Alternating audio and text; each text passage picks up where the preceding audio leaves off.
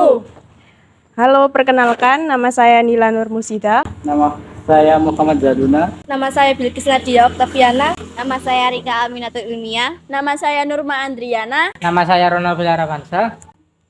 Kami dari kelas 12 IPS kelompok 2, kami akan mewawancarai Bapak Abdullah Hariri selaku narasumber pemberdayaan tanaman hias. Assalamualaikum Pak Dullah. Waalaikumsalam warahmatullahi wabarakatuh. Bagaimana kabarnya Pak? Alhamdulillah ana bi khair. Wa antum? Alhamdulillah bi khair. Alhamdulillah. Maksud dari kedatangan kami adalah untuk melakukan wawancara tentang pemberdayaan tanaman hias, agar kami dapat memahami proses perawatan tanaman hias sekaligus untuk memenuhi tugas akhir kelas 12 mapel sosiologi. Kami akan mengajukan beberapa pertanyaan ke Bapak dan mohon berkenan untuk memberikan informasi. Ya, nanti saya jawab semampunya untuk tentang tanaman aglonema ini. Kita mulai untuk pertanyaannya ya Pak. Ya. Sejak kapan Pak Abdullah memulai pemberdayaan tanaman hias? Tanaman hias ini mulai saya terjun pada tahun 2019. Aduh, pada waktu masa COVID. Bapak memulai pemberdayaan ini karena apa? Apakah karena faktor hobi? Pertama, pemberdayaan aglonema ini harus kita awali dengan hobi, karena tanaman ini tidak mudah untuk dirawat, tidak sembarang orang bisa memahami tentang aglonema, karena aglonema ini pada saat itu memang betul-betul mahal sekali harganya. Bahkan aglonema itu disebut dengan ratu daun, sehingga ada spesies macamnya itu hampir 800 macam. Ada yang standar, ada yang romposan, ada yang koleksian. Oke Pak Dullah. Pertanyaan kedua, apakah tanaman hias ini dijual?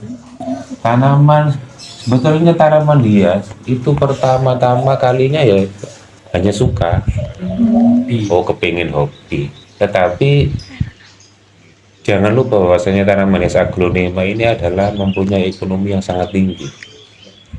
Satu batang saja kalau itu koleksian sampai 500. Romposan itu saat ini itu 10.000. Itu daun-daun hampir 5, hampir 10 gitu. Itu 10.000 yang romposan. Nah, ini dijual sebagai perekonomian, juga sebagai hiasan, sebagainya begitu. Jadi berapa kira-kira penghasilan dari pemberdayaan ini Pak? Ini di dalam pembibitan dahulu itu hampir habis 150 juta untuk pembibitan aglonema itu pada waktu malmalnya pada pandemi.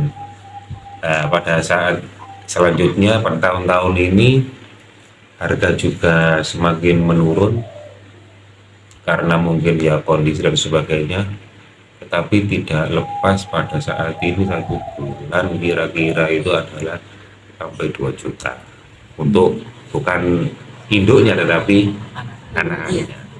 Kalau induknya dibiarkan saja terus, tapi perawatnya harus baik. Nah, kalau nggak baik ya mati.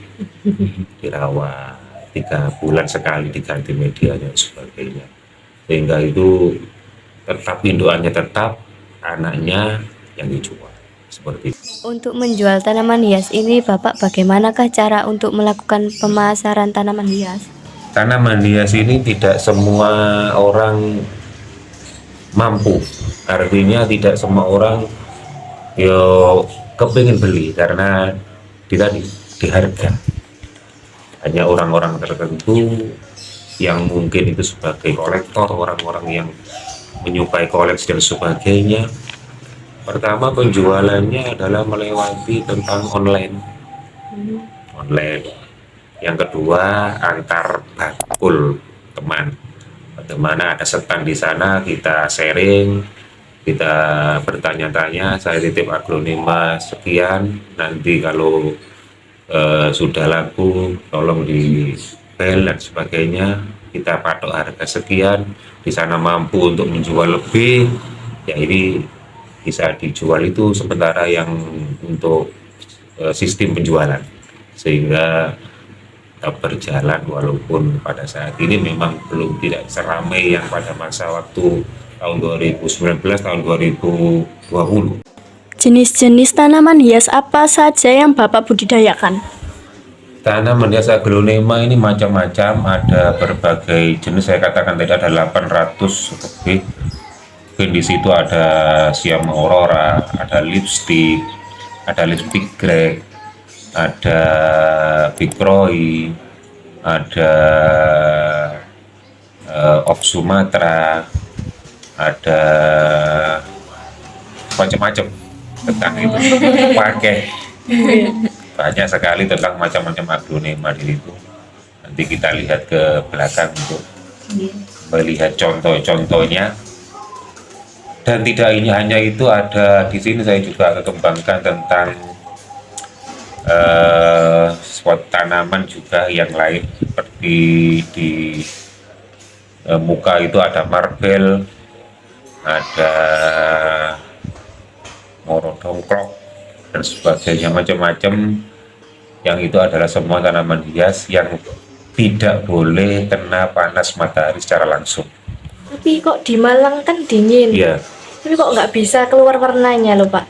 kalau memang cuaca itu dingin, itu keluarnya nggak bisa. Kalau memang pada waktu karena secara karakter, kalau di sini contohnya itu adalah Cicriptis, itu adalah memang warnanya merah, tetapi kalau di Malang tidak bisa merah, ya hijau benar.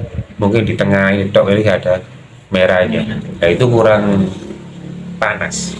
Panasnya juga tidak harus langsung, harus ono anget, koyo anget ngono. Ada paranetnya, ada apa sejenisnya itu, yang plastik itu namanya. Nah seperti itu untuk memunculkan sebuah warna di dalam aglonema tersebut. Selanjutnya, apakah ada komunitas yang berhubungan dengan pemberdayaan tanaman hias ini? Ya betul. Di Triareja, Waringin termasuk di Kidule Kali, Kidule Kali itu daerah mana itu? Trosobo.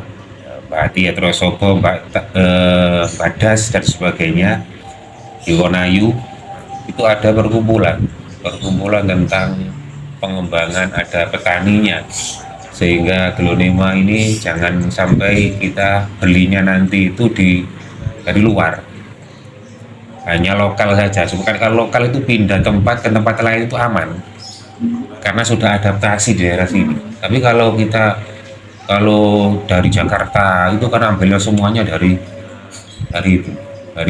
Thailand, itu tekoma wapi, tapi nanti ditunggu 1 bulan wes semuanya layu mati. Itu kebanyakan seperti itu. Maka teman-teman di kelompok ini, di aglonema Deorejo Regional Gamian ini mempunyai inisiatif untuk selalu mengembangkan, sehingga nanti kalau ada orang yang beli di sini itu tidak rugi, orang yang beli tidak mati, artinya sudah kita sudah menjual itu secara kualitas gitu, kualitas yang perlu diprioritaskan, itu bukan hanya baik tapi kualitas bunga tersebut, sehingga menjadi sentuku yo lego, yang jual yo gak was-was gitu.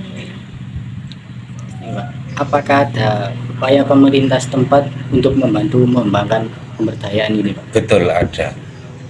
Di dalam pemerintah, di Kabid Pertanian itu, di teman-teman sudah dibantu tentang greenhouse-nya, juga tentang bunga-bunganya, pokoknya alat-alat tentang penanaman bunga, sampai obat, sampai alat-alat obatnya seperti speknya dan sebagainya, itu sudah dibantu untuk pengembangan pariwisata yang ada di Gresik nantinya itu.